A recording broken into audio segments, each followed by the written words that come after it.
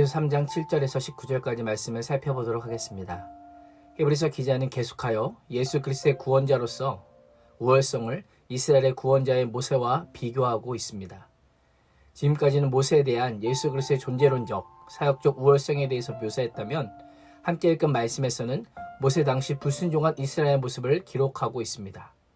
히브리서 저자는 7절 말씀에서 시편 95편 7절에서 11절을 인용하면서 지금 현재 성령님께서 이르시는 말씀이요 동시에 오늘 우리가 들어야 할 하나님의 말씀으로 선포하고 있습니다. 성령의 저자이신 성령님께서는 이스라엘 백성 당시나 성경에 기록된 당시나 오늘 성경을 읽는 우리에게도 동일하게 말씀하고 계십니다. 그래서 성경을 읽을 때는 성경을 통해 말씀하시고자 하는 성령님의 말씀으로 들을 수 있어야 합니다. 그렇다면 들을 때 우리의 자세는 어떠해야 될까요? 8절은 이전에 광야에서 하나님을 시험하던 이스라엘처럼 완고하게 하지 말라, 고집을 부리지 말라라고 명령합니다. 하나님께서 어떤 말씀을 하시든지 귀담아 듣고 순종하려고 애써야 하는 것입니다. 9절에서 11절은 하나님께 순종하지 않는 이스라엘의 모습을 지적합니다. 9절은 이스라엘의 죄악을 두 가지로 제시합니다. 하나님을 시험하고 증험하였다라는 것입니다. 광야에서 하나님께서 40년 동안 하신 일을 분명히 보았으면서도 하나님께서 할 수 있는 분이신지 시험하며 정말 전능하신 하나님인지 떠보았던 것입니다. 그때마다 하나님께서는 어떻게 하셨을까요? 그들의 원망과 불평에도 불구하고 물을 달라면 물을 주시고 고기를 달라고 하면 고기를 주시면서 한결같이 그들을 사랑하셨습니다. 그러나 이스라엘은 그 하나님을 항상 시험하였던 것입니다. 우리의 모습이 이렇지 않습니까?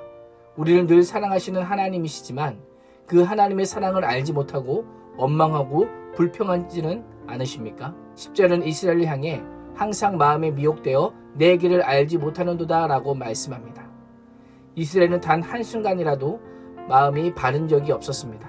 항상 미혹되어서 영적으로 도덕적으로 그릇 행하였기에 무려 40년 동안 역사하신 하나님의 일을 보았음에도 하나님의 뜻과 계획을 아는 데 실패했던 것입니다. 그 결과 어떤 일이 일어났을까요? 11절은 하나님께서 진노하심으로 하나님의 안식, 즉 약속의 땅 가나안에 들어오지 못하였다라고 말씀하고 있습니다. 히브리서 기자는 시편 말씀을 인용하여 히브리서 독자들에게 두 가지를 명령합니다. 12절은 독자 개인을 향해 누군가 믿지 않는 악한 마음을 품어 살아계신 하나님에게서 떠나지 않도록 조심할 것을 명령합니다.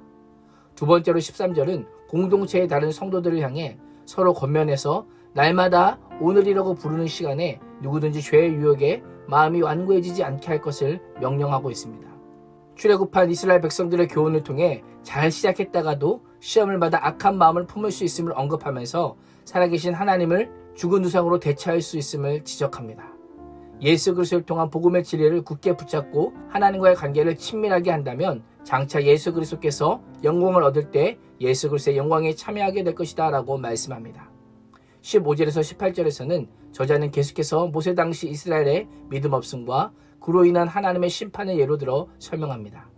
이스라엘 백성들이 불순종하여 광야에서 멸망을 당했던 것처럼 예수 그리스도께 순종하지 않고 신앙을 배반할 경우 심판을 면치 못할 것임을 경고함과 동시에 오직 그리스도께 순종하는 자만이 이 영원한 안식에 들어갈 수 있음을 말씀합니다. 오늘 말씀은 하나님의 구원을 경험하고 말씀을 들었을지라도 믿음으로 순종하지 않을 때 안식의 땅에 들어가지 못함을 강조합니다. 신앙적인 경험은 시험 앞에서 항상 내 믿음을 지켜주지는 못합니다.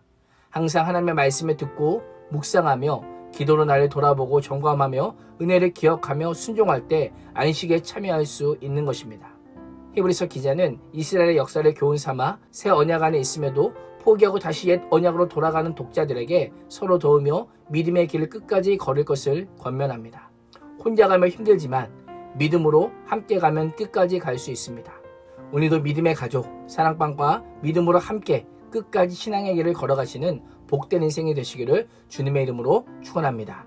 기도하겠습니다. 하나님, 이스라엘 백성의 광야 교훈을 기억하며 시작할 때 확실한 것을 끝까지 견고히 잡고 견딜 수 있도록 믿음의 동역자들을 붙여주시고 붙여주신 동역자들과 믿음으로 함께 끝까지 걸음으로 참된 안식에 참여하는 복된 인생 되게 하여 주옵소서. 예수님의 이름으로 기도합니다. 아멘.